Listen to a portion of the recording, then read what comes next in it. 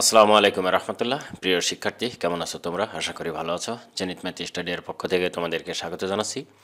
প্রিয় শিক্ষার্থী, এখন আমি আলোচনা করব বার্ষিক পরীক্ষা 2021 শ্রেণী নবম, বিষয় বাংলা, সৃজনশীল ও নির্মিতি, সেট কোড নম্বর খ, কাঁঠাল প্রশ্নের নাম এবং মাধ্যমিক ও উচ্চ মাধ্যমিক শিক্ষা বোর্ড যশোর বোর্ডের জন্য।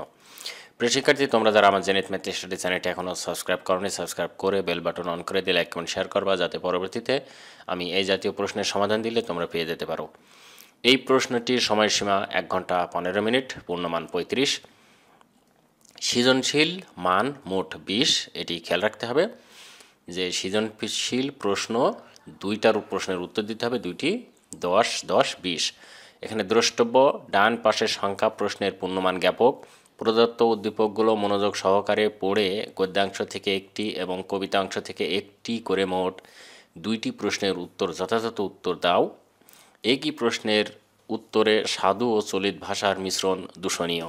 এখানে মোট পদ্যাংশ থেকে একটি এবং গদ্যাংশ থেকে একটি, মোট 2টি প্রশ্নের উত্তর দিতে হবে। 2টি প্রশ্নই সৃজনশীল, এর মান হচ্ছে 20।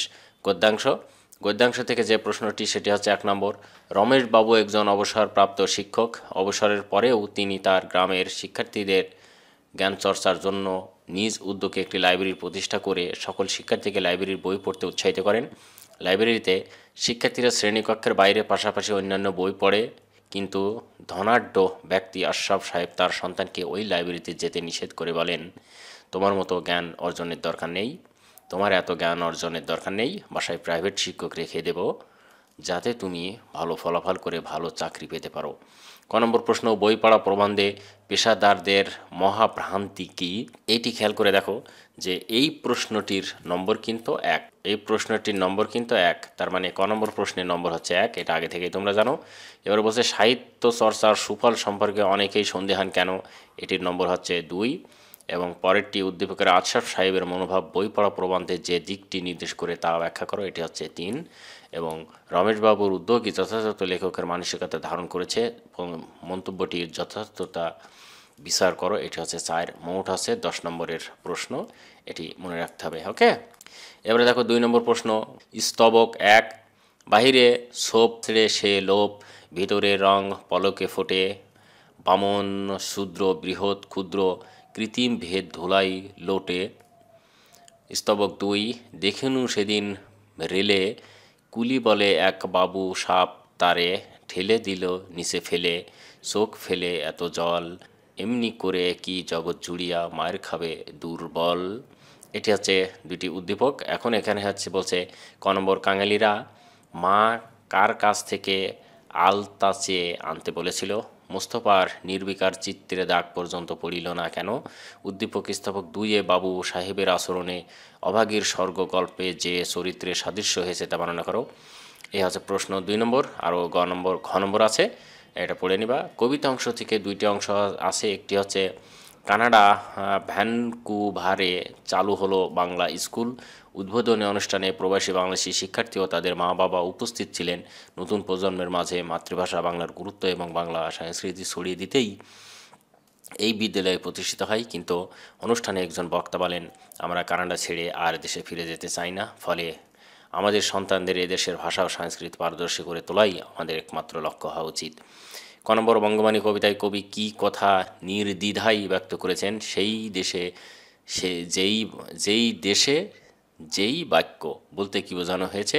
উদ্দীপকে উল্লিখিত একজন বক্তা এ মনোভাব বঙ্গবাণী কবিতার যে দিকটি ফুটে তুলেছে তা ব্যাখ্যা করো। উদ্দীপকে বাংলা স্কুল চালু করার মতো উদ্যোগেই মধ্যেই কবির প্রত্যাশার প্রতিফলন ঘটেছে, বিশ্লেষণ করো। এটি হচ্ছে ছিল কবিতা অংশ থেকে 3 নম্বর প্রশ্ন। এই নিয়েছে এই নিল যা, কান নিয়েছে চিলে, চিলের পিছে মরছি ঘুরে আমরা সবাই মিলে, মিটিং হলো ফিটিং হলো কান মেলে না তবু, ডানে বায়ে ছুটে বেড়াই মেলান তো যদি প্রভু। এটা একটি কবিতার অংশ।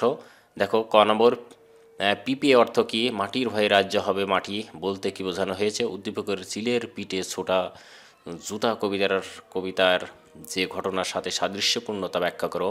উদ্দীপকের কোন ছেলেটি জুতা আবিষ্কার করে কবিতার সামার কুলপতির প্রতিচ্ছবি? এ মন্তব্যটির সত্যতা যাচাই করো। এবারে নির্মিত অংশ থেকে মান 15, যে কোনো একটি প্রশ্নের উত্তর দিতে হবে, একটি সারমর্ম এবং আরেকটি সারাংশ আছে।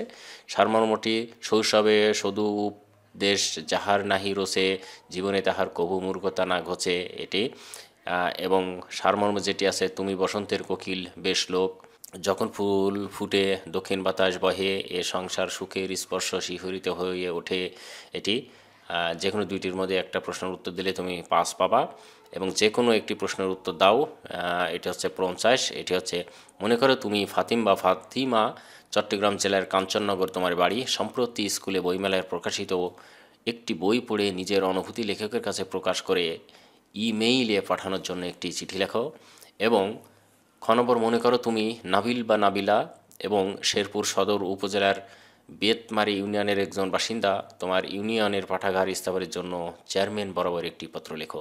এই ছিল প্রশ্ন সৃজনশীল। এরপরে আমি বহু নির্বাচনী প্রশ্ন নিয়ে আলোচনা করব।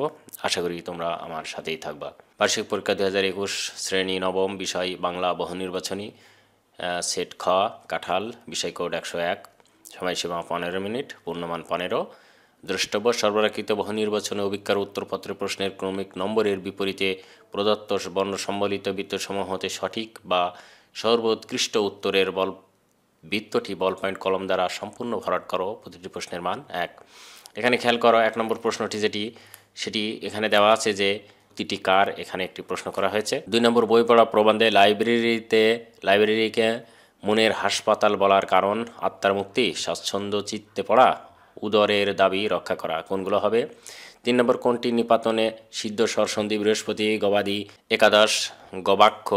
এবং 4 নম্বর, জাতের নামে বজ্জাতি সব জাত, জালিয়াত, খেজরু, জুয়া, জুলেই তোর জাত যাবে, জাত ছেলের হাতের নয়তো মোয়া। কবিতার তোর চরিত্রের ভাবধারার সাথে অভাগীর স্বর্গ গল্পের সাদৃশ্য রয়েছে, এটিও দেখতে হবে, মিল করে দেখবা। 5 নম্বর, ন্যায় শব্দের অর্থে প্রত্যয়ন করা হয়েছে, নৈপুণ্য, ভাব, নিন্দা, সংশ্লিষ্ট। নিচের কোনটি উপমার কর্মধারের সমাস থেকে একটি হয়েছে? এখানে বঙ্গদেশী কাব্য কিবা যত ইতি বানিয়ে চরণে কবি বলিয়াছেন, এখানে এটি নিয়েছে। এবং নহিলে কারো রক্ষা নাহি, আর চরণে রাজার কোনো মনোভাব ফুটে উঠেছে, এটা।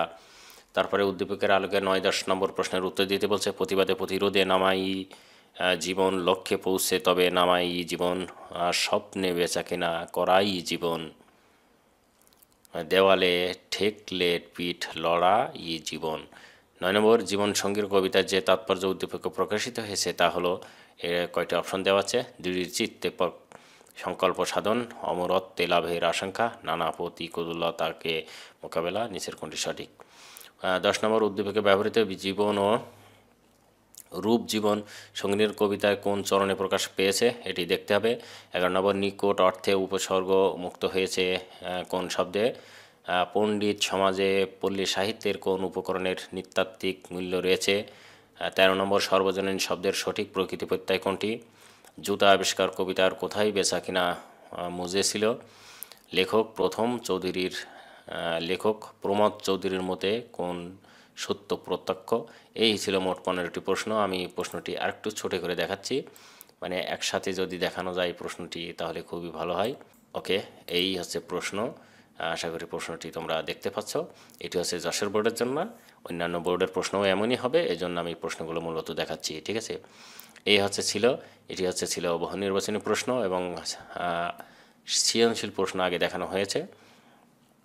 আশা করি তোমরা বুঝতে পেরেছো। প্রিয় শিক্ষার্থী, যদি কন্টেন্টটি তোমাদের ভালো লেগে থাকে তাহলে আমার কন্টেন্টটি অবশ্যই পরবর্তী কন্টেন্টগুলো দেখবা এবং জেনিথ ম্যাথ স্টাডি চ্যানেলটি সাবস্ক্রাইব করে বেল বাটন অন করে দিয়ে পাশে থাকবা। ওকে, ভালো থাকো, সুস্থ থাকো। আগামীতে তোমাদের সাথে আবার দেখা হবে। আল্লাহ হাফেজ।